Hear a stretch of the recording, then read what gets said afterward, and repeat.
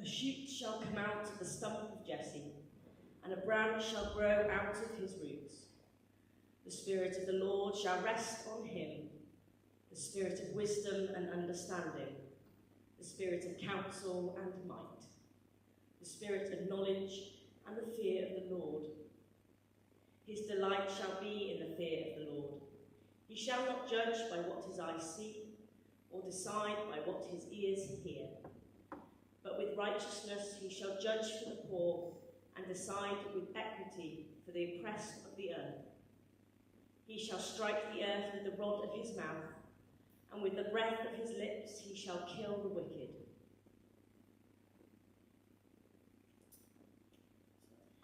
Righteousness shall be the belt around his waist, and faithfulness the belt around his loins. The wolf shall live with the lamb, the leopard shall lie down with the kid. The calf and the lion will feed together, and the little child shall lead them. The cow and the bear shall graze, their young shall lie down together, and the lion shall eat straw like the ox. The nursing child shall play over the hole of the asp, and the weaned child shall put its hand on the adder's den. They will not hurt or destroy on all my holy mountain, for the earth will be full of the knowledge of the Lord as the waters cover the sea. Thank you very much. So, I thought we'd have a little look at the Advent candles themselves and what they mean, because I, for one, didn't know this until literally this week, that each of the candles had a specific meaning. You know, I know that we light them for symbolic reasons. I didn't actually know what the symbolism was. So the first one is the one that we lit last week, and that is for hope. So it represents the hope that Jesus brings into the world. The second one is the one that we just lit today, and that is for peace. This candle represents the peace that Jesus brings to the world, and it is also known as the Bethlehem candle, as a reminder of Mary and Joseph's journey to Bethlehem. The third one is pink, and this is fun because it represents joy, and pink is the liturgical colour for joy. So this one is a reminder of the joy to the world that Jesus brings us. And then the final one is love. So this is also called the Angel's Candle, and it represents the love that God has for us. And most churches will also have a white one in the middle, so there's a white one over there, and that is lit on Christmas, and that represents Jesus as the light of the world. So that is a little bit about candle symbolism for you.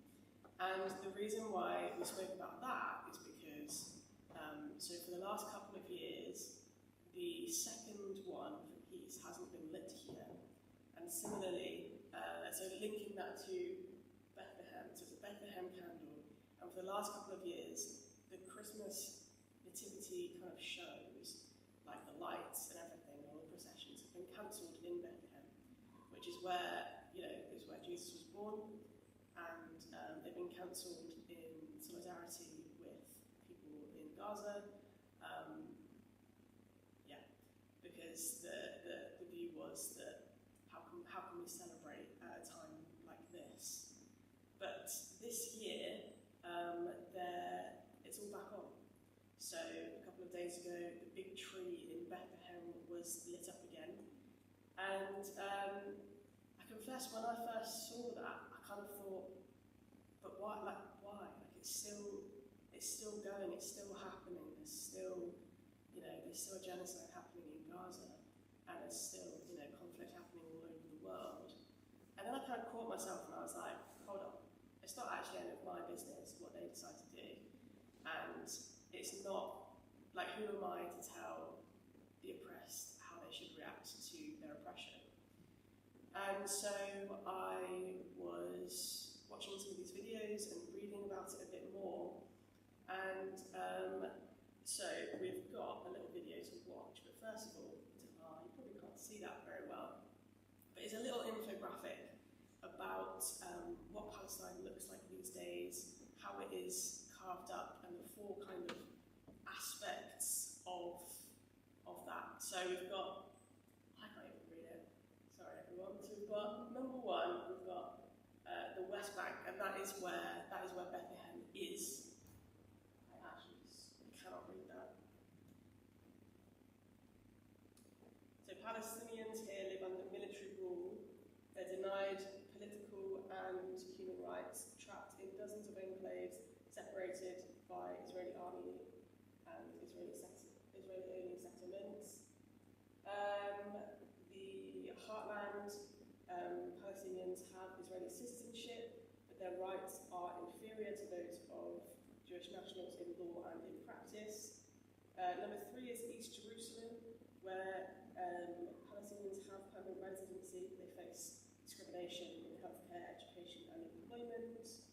And number 4 is the Gaza Strip, where Palestinians are completely enclosed in that space and have been under siege and completely cut off from the outside world.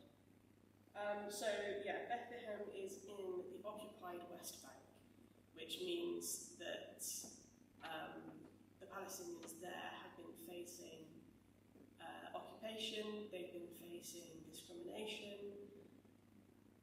but they decided this year to light the tree, to have that kind of symbol of hope and of peace in the birthplace of Jesus.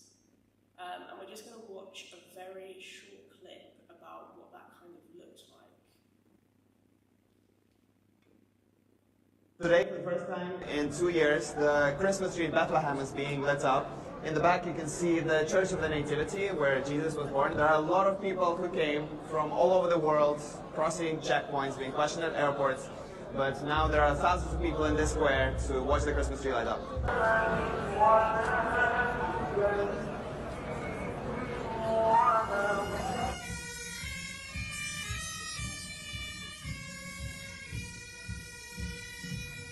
We gather once again to proclaim hope to a wounded world.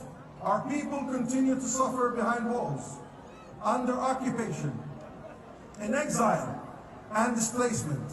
And in Gaza, where children are born beneath rubble. Tonight, our tree shines for Gaza's children, for every family seeking safety, and for every person who still believes that hope can be reborn. I invite the whole world, come to Bethlehem. Your visit strengthens the resilience of our people and preserves the living roots of the Nativity.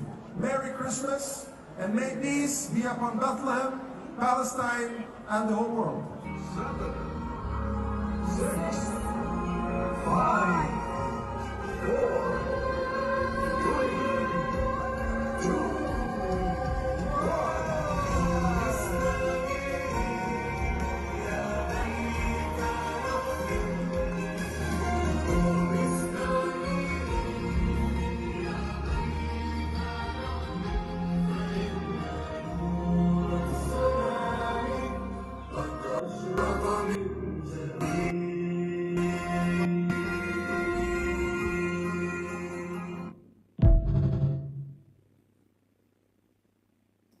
So that was just a little short video showing what happened this year in Bethlehem with the celebration that they had. And the bit that I found kind of most striking about that was the couple of shots that he had of, a line of priests from different denominations and different traditions all praying up there. So there were Orthodox Christians, there were Catholics, there were monks from various different orders, and I just kind of thought, all of this is symbolism, but that is a really strong symbol of what the hope for a united church could be. And I think just especially in a place that is under occupation, in a place that is facing significant hardships economically as well as everything else, it is really poignant and really striking that they said, no, this year we are going to have this celebration. We are going to light up this Christmas tree where Jesus was born, and it's going to be a prayer. It's going to be a prayer for peace. It's going to be a symbol of hope, and people are going to come from all over the world to celebrate that with us. And I thought that was really meaningful. So Today, for is what that means in the context of that reading from Isaiah that we had. So the reading from Isaiah reflects a desire to return to a total harmony not seen since Genesis. So the reading said, "The wolf shall live with the lamb, the leopard shall lie down with the kid, the calf and the lion will feed together, and the little child shall lead them." This isn't something that happens. You don't see this ever. And what it is it's an imagined utopia. It's what can I think of that would be the best possible scenario in this world? And it is that animals that usually have this kind of predator-prey situation going on live in complete harmony, and children don't need to fear them. And I think what is important when we're discussing these kinds of things is it's not just an imagined utopia, but it is also like a return to a mythical past. This is the sort of thing that was described in Genesis. People lived in harmony and the animals were all happy about it, etc. And it makes sense. So this part of Isaiah, there's many debates about who wrote what in the whole of the Bible, but particularly Isaiah, because it's a really long book, and the kind of general consensus is there's 3 parts. And this one is in the first part, which was probably written in the 8th century BCE. So the Assyrian Empire was expanding and was becoming a real threat to the people of Israel and Judah. And, I think we can relate to living in a time of geopolitical instability, in a time of economic instability. So it makes sense that the writer of Isaiah, when prophesying this kind of imagined utopian future, that he draws on this mythic past.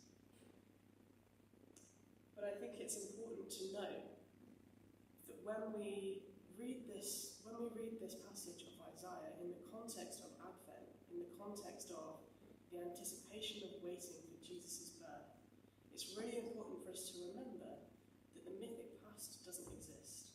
There's a reason why it's mythic, and that is because we can't return to it. No matter what happens, I don't think that the wolf shall live with the lamb. I don't think that's going to happen necessarily.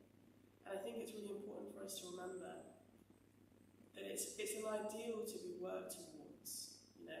It's symbolic of a peace between mankind and the earth, between animals. It's an ideal to be worked towards. We want to see this peace. We want to be striving for this peace. But we can't focus on a past that doesn't exist. I have been listening to an audiobook of the book How Fascism Works, The Politics of Us and Them. And as you can imagine, it's a really cheery listen, especially in the dark. But it is very interesting because a lot of the time far-right and fascist rhetoric employs this image of the mythical past. They say, look, everything's really bad now, but it was great back then, and we should return to that state of being. And the questions, well, who was it great for, are not really asked or answered explicitly. But the kind of, this figure of the mythic past that people are trying to return us to, the slogan, "Make America Great Again." Again for whom? When was it great? All of these are questions that aren't asked when people are espousing this rhetoric. And I think when we see this kind of image of a mythic past in the Bible, I think it's really interesting to kind of think about it in that context of who was writing it, what was happening for them, why were they writing it, why were they thinking, gosh, if only this would happen. And it's a dream for the future, but it's also a dream for a return to something that can't be returned to because it doesn't exist. So,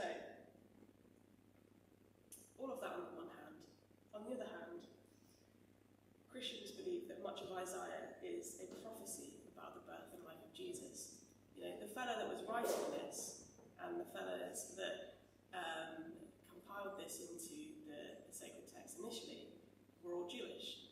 They didn't believe that this was a prophecy, and Jews today still don't believe that this is a prophecy about Jesus, because for them, Jesus isn't the Messiah. But a lot of Christians believe that we can see the kind of, I guess that, we can see a prophecy about the birth of Jesus. And that is certainly the context of it being an lectionary for Advent. You know, when they put the lectionary together, I presume they don't just pick random bits. They go, what's happening at the moment? It's Advent. Okay, well, what Old Testament prophet relates to Advent? It's Isaiah. So I think that's another interesting tension that we have between Isaiah, whoever he was, and he was probably multiple people, didn't write this about Jesus, but that is how that we can see it now, and that is how it's often taught to us now.